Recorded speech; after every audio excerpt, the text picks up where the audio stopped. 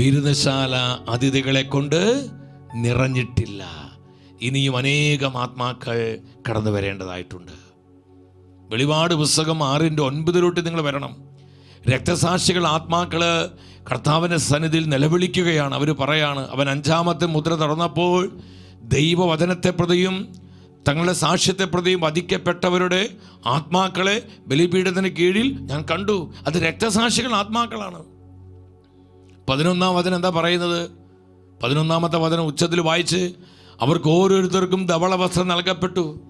അവരെ പോലെ വധിക്കപ്പെടാനിരുന്ന സഹദാസരുടെയും സഹോദരരുടെയും എണ്ണം തികയുന്നത് വരെ അല്പസമയം കൂടി വിശ്രമിക്കാൻ അവർക്ക് നിർദ്ദേശം കിട്ടി. എണ്ണം തികയുന്നത് വരെ. എല്ലാവരും ഉച്ചത്തിൽ പറഞ്ഞ വചനം, എണ്ണം തികയുന്നത് വരെ, എണ്ണം തികയുന്നത് വരെ, എണ്ണം തികയുന്നത് വരെ, എണ്ണം തികയുന്നത് വരെ. ഒരല്പം കൂടി സ്വരത്തിൽ ഹൃദയത്തിലേക്ക് ആ വചനം ഏറ്റെടുത്ത്, എണ്ണം തികയുന്നത് വരെ, എണ്ണം തികയുന്നത് വരെ, അല്പസമയം കൂടി.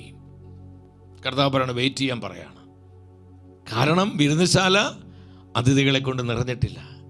ഇനിയും അതിഥികൾ വന്നെത്തേണ്ടതായിട്ടുണ്ട്. കർത്താവ് പറഞ്ഞു, നിങ്ങൾ അല്പസമയം കൂടി വിശ്രമിക്കുക, അല്പസമയം കൂടി വെയിറ്റ് ചെയ്യേ. എണ്ണം തികഞ്ഞിട്ടില്ല. ഈ എണ്ണം തികയ്ക്കുന്ന ശുശ്രൂഷയാണ് ഇവാഞ്ചലൈസേഷൻ. ഒരു ഹല്ലേലൂയ പറഞ്ഞേ. ഈ എണ്ണം എത്ര, അത് കർത്താവിനെ അറിയത്തുള്ളൂ. കർത്താവിൻ്റെ കയ്യിലാൽ ഇഷ്ടമുള്ളൂ. അതാ നമുക്ക് ആർക്കും പറയാൻ പറ്റത്തില്ല.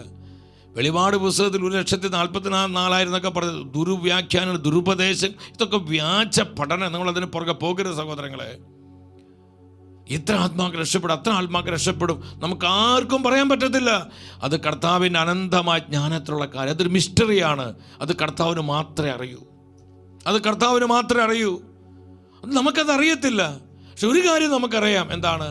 ആത്മാക്കളെ നേടണം, ഇവാഞ്ചലൈസേഷൻ ചെയ്യണം, എണ്ണം തികയ്ക്കണം, സ്വർഗത്തെ നിറയ്ക്കണം, വിരുന്നശാല അതിഥികളെ കൊണ്ട് സമ്പന്നമാക്കണം. അതിനുവേണ്ടി അവസാന ശ്വാസം വരെ നമ്മൾ കർത്താവിന് സാക്ഷ്യം നൽകുക.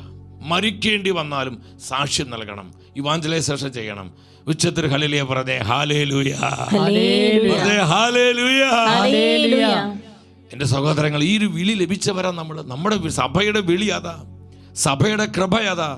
എന്താണ് സഭയുടെ കൃപ? ഇവാഞ്ചലൈസേഷൻ. എന്താണ് സഭയുടെ വിളി? ഇവാഞ്ചലൈസേഷൻ. നമ്മുടെ ദൈവവിളി എന്താ? ഇവാഞ്ചലൈസേഷൻ. അപ്പോൾ ഈ സത്യം നമ്മൾ മനസ്സിലാക്കണം. കർത്താവ് പറയാണ്, നിങ്ങളൊന്ന് വെയിറ്റ് ചെയ്യേ, നിങ്ങളൊന്ന് വെയിറ്റ് ചെയ്യേ, നിങ്ങളൊന്ന് വെയിറ്റ് ചെയ്യേ. ഈ പൗലോസ്ലീഹയുടെ ജീവിതം, പൗലോസ് സുവിശേഷത്തിന് തീയായിരുന്നു.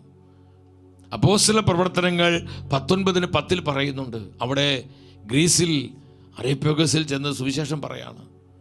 തന്മൂലം ഏഷ്യയിൽ വസിച്ചിരുന്ന എല്ലാവരും, യഹൂദരും ഗ്രീക്കുകാരും, കർത്താവിൻ്റെ വചനം കേട്ടു. കർത്താവിൻ്റെ വചനം അവർ കേൾക്കുകയാണ്. ശ്രദ്ധിക്കണം. ഈ വചനം കേട്ടപ്പോൾ എന്തുണ്ടായി? അപ്പോസ്തല പ്രവർത്തനം 17:34 എന്ന് വായിച്ചേ നിങ്ങൾ. അപ്പോസ്തല പ്രവർത്തനങ്ങൾ 17:34. എന്നാൽ കുറേ ആളുകൾ പൗലോസിനോട് ചേർന്ന് വിശ്വാസം സ്വീകരിച്ച് അവർ യേശുവിനെ കണ്ടുമുട്ടി, ഈശോയുടെ രക്ഷ സ്വീകരിച്ചു. അരേപ്പോസുകാരൻ ഡൈനീഷ്യസും താമറീസ് എന്നു പേരുള്ള സ്ത്രീയും മറ്റു ചിലരും ആ കൂട്ടത്തിലുണ്ടായിരുന്നു. കുറേ ആളുകൾ, അനേകരെ സുവിശേഷം കേട്ട് യേശുക്രിസ്തുവിനെ ഏകരക്ഷകനായി സ്വീകരിക്കുവാൻ സ്വർഗം കരുണ കാണിച്ചു. കരമടിച്ച് കർത്താവിനെ സ്തുതിച്ചേ. സ്വർഗത്തെ നിറയ്ക്കുകയാണ് പിശാചിന്റെ പിടിയിൽ നിന്ന്. ഇതാണ് നമ്മുടെ സ്വർഗീയ ദൗത്യം. നമ്മുടെ ഹെവൻലി മിഷൻ ഇതാണ്. നമ്മുടെ സ്വർഗീയ ദൗത്യം എന്താണ്? പിശാചിന്റെ പിടിയിൽ നിന്ന്, സാത്താന്റെ ആധിപത്യത്തിൽ നിന്ന് ആത്മാക്കളെ കർത്താവിനായി വീണ്ടെടുക്കുക, കർത്താവിനായി നേടുക. എൻ്റെ സഹോദരങ്ങളെ, അതിനേക്കാൾ അമൂല്യമായ ഒരു ജീവിതം എനിക്ക് നിങ്ങൾക്ക് കിട്ടാനില്ല. അത്രയും വിലപ്പെട്ടത് അത്.